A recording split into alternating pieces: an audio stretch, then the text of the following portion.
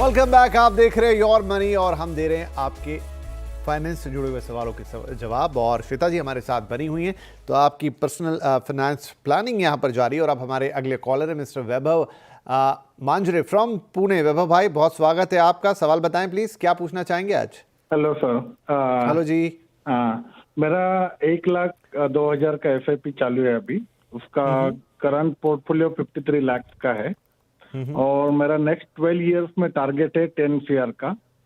और मेरे पास जो फंड्स है वो आपके पास लिस्ट आया है क्या उसका? तो 10 है या 12 सीआर है? थोड़ा मैं रेक्टिफाई करना चाहूंगा। 10 साल 10 साल में आपको 10 करोड़ चाहिए। 12 साल में 10 सीआर।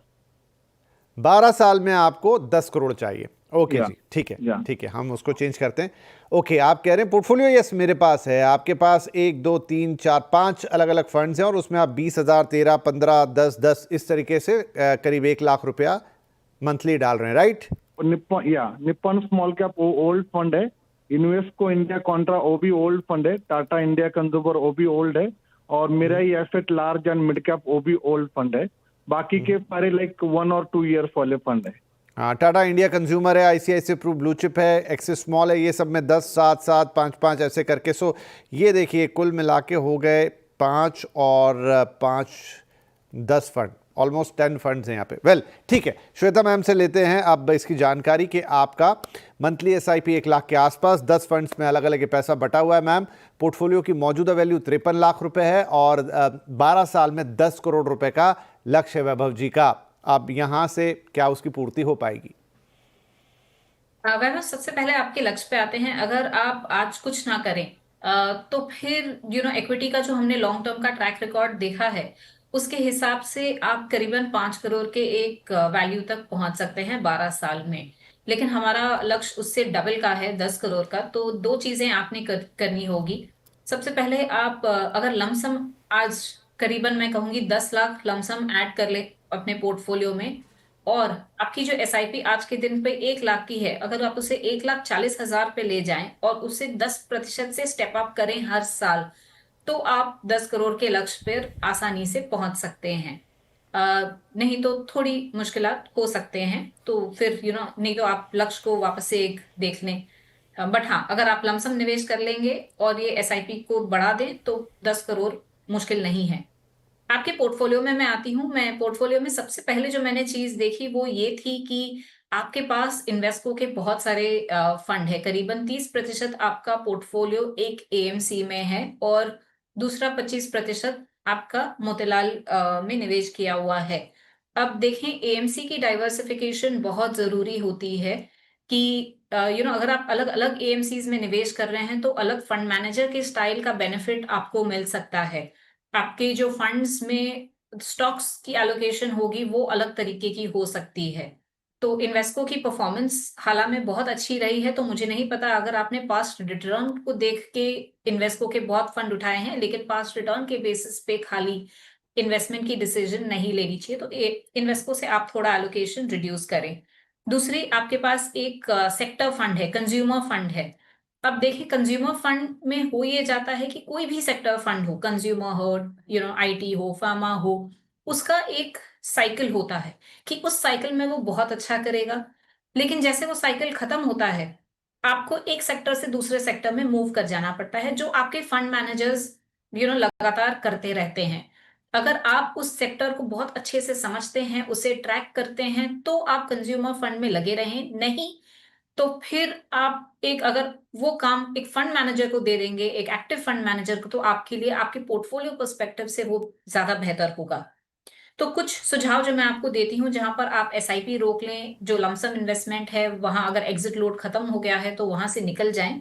फंड्स के नाम मैं बताती हूँ जहां से आपने एग्जिट करना चाहिए। टाटा का कंज्यूमर फंड, एक्सिस का small cap fund, Invesco flexi cap, Nippon small cap और मोतीलाल का एक मल्टी कैप फंड।